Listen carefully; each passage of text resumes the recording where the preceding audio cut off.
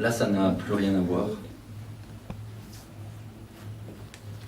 C'est un texte que j'ai écrit pour un blog. Et on va essayer de le faire à l'oral.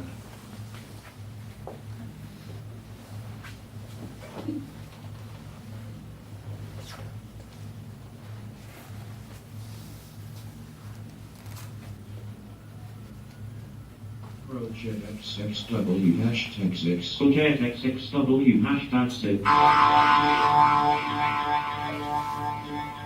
Project XXW hashtag 6.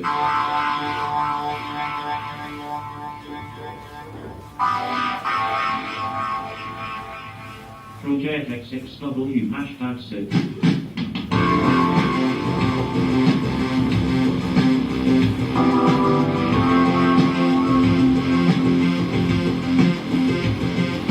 Project XXW hashtag 6. Project XXW hashtag 6. Project XXW hashtag 6.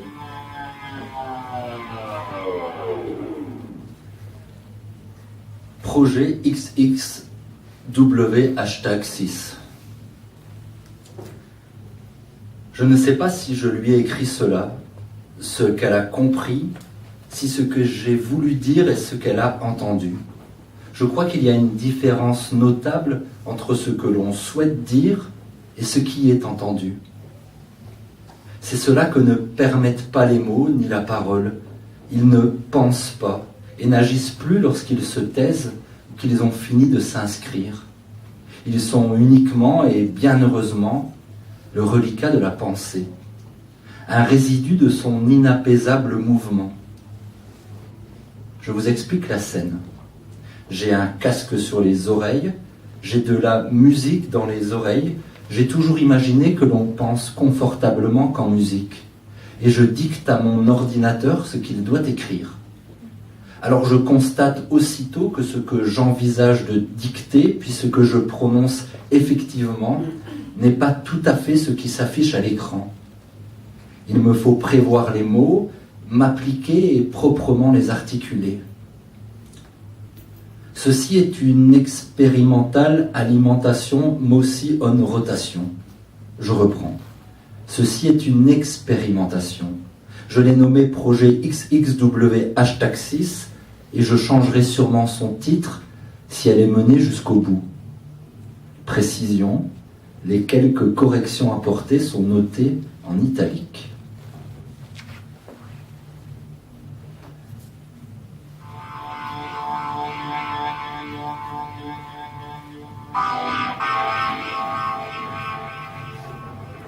Le 21 décembre à Belin-Dollier, département de la Gironde, Henri abat son voisin, Marc, qu'il prend pour un cambrioleur, d'un coup de fusil, avant de retourner l'arme contre lui. Marc était venu prévenir Henri de l'incendie de son cabanon.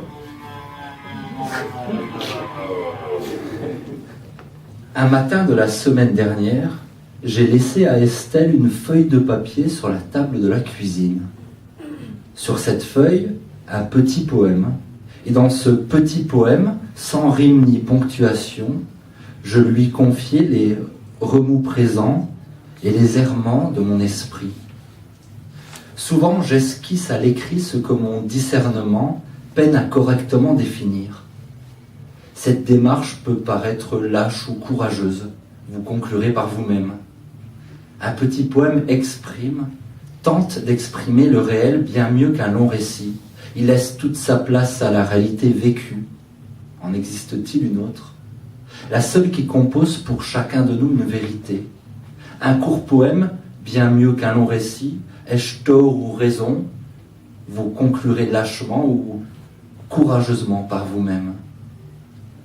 Non, rien de rien. C'est ainsi que mon téléphone a sonné l'après-midi suivant le matin de la semaine dernière. Non, rien de rien.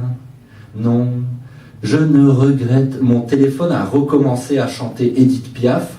Je roulais vers Milan en empruntant d'étroites routes parmi les Alpes suisses.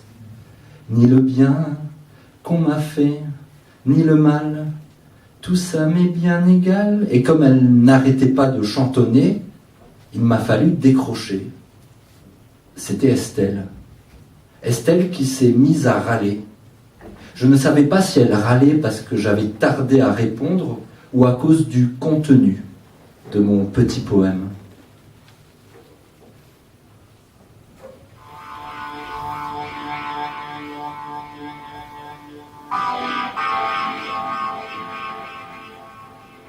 Le samedi 28 février, une dépêche de l'agence France Presse annonce le décès de Martin Bouygues. Le maire de la commune de Saint-Denis-sur-Sarton avait déclaré à un journaliste que Monsieur Martin était mort ce matin, avant que l'on se rende compte que Martin Bouygues n'est pas ce Monsieur Martin. Ce petit poème était composé de 7 vers, de 88 mots et de quelques rejets. Ce nombre de vers et de mots n'avait pas été choisi par hasard, mais je serais incapable d'en expliquer ici le sens profond. Peut-être parce que la ville de Thèbes comportait 7 portes, qu'Estelle et moi avions fait l'amour pour la première fois un 7 juillet, et que j'apprécie les nombres doubles. Mais Estelle n'a pas dû relever ces indices cachés et inconsciemment dissimulés. Moi, les aurais-je décelés? Je ne crois pas. Ce que je crois est que si les mots sont un outil pour dire le réel, ils ne sont pas le réel. Les mots disent le réel dans une langue comme dans une autre. Les mots qui disent le réel dans cette langue ne sont pas ceux qui disent le réel dans cette autre langue. Alors ces deux conceptualisations du réel n'expriment pas de manière identique ce réel. Or, nous avons affaire au même réel. Voilà tout le problème des traductions. La langue maternelle d'Estelle est l'espagnol. Elle possède aussi quelques notions de japonais.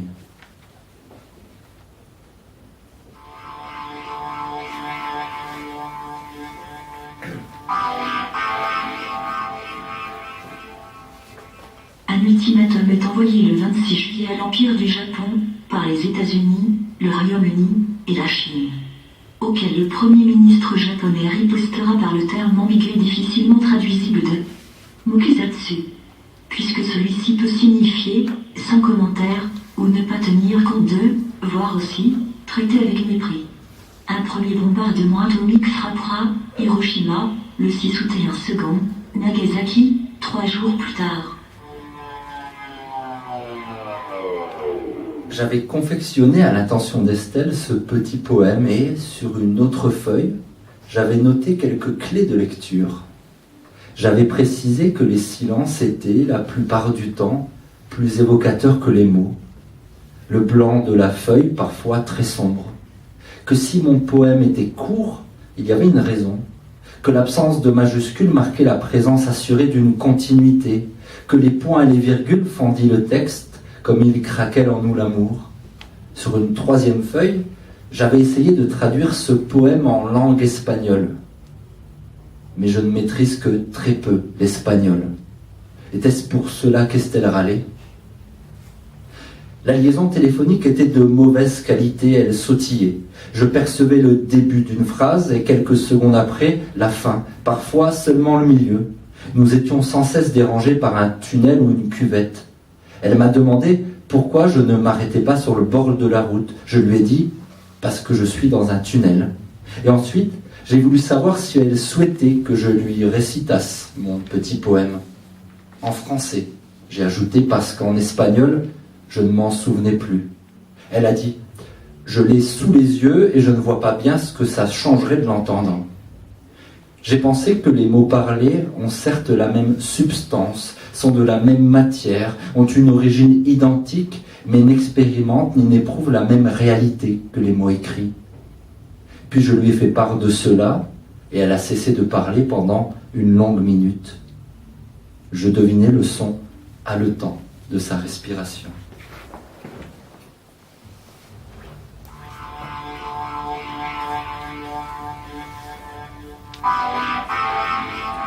Celui-là, il est fort. Le 27 mars, dans un aéroport du nord de Tenerife, un Boeing 747 percute un autre Boeing 747 qui roule sur la piste. L'équipage du second avion, après avoir reçu l'ordre suivant de la tour de contrôle, Left runway clear to your left, a hésité entre la troisième tir, et la première, first, piste, a finalement emprunté la 4e piste. Le choc fit 583 morts.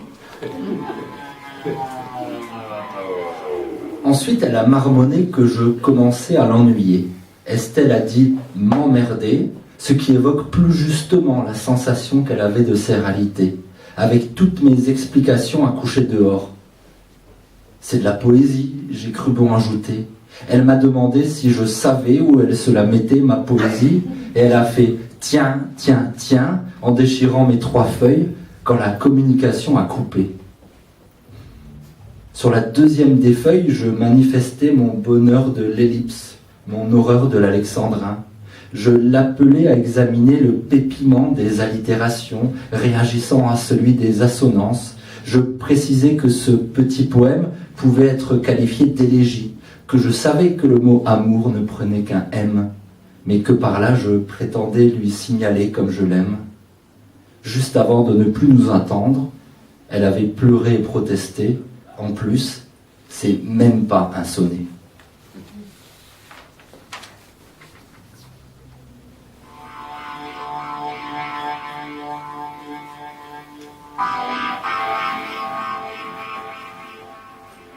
En septembre 2007, Benjamin Biolay chante « Bien avant que je t'ai vu nu », que la plupart des sites internet réunissant des paroles, transformant « bien avant que j'étais venu ». La faute de conjugaison est évidente, pourtant elle renforce le malaise suscité par le texte. À la fin du refrain, Benjamin Biolay chante aussi « Bien avant l'heure, des heures indues, bien avant qu'on s'aime, tu ne m'aimais plus », sans évoquer Estelle. Dans mon petit poème, j'avais écrit les mots « ici »,« incertain »,« vacillation »,« oscillation », et il s'achevait par « chemin disparaissant au dos du rocher dont on ne distingue pas la fin ». Elle me rétorquait « ailleurs, pas les pieds sur terre, jamais, plus te revoir ». La route s'est enroulée derrière la colline et notre conversation fut subitement stoppée. Depuis, chaque jour je lui écris un nouveau petit poème auquel chaque jour elle ne répond pas.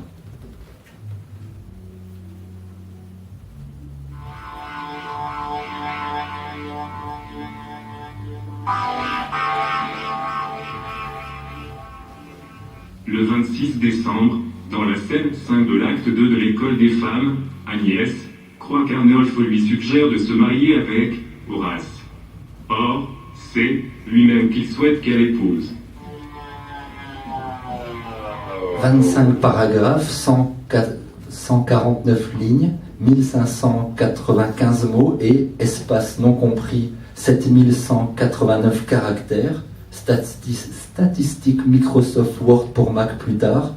Cette expérimentation est désormais terminée et je fais le choix de conserver son titre obscur et provisoire.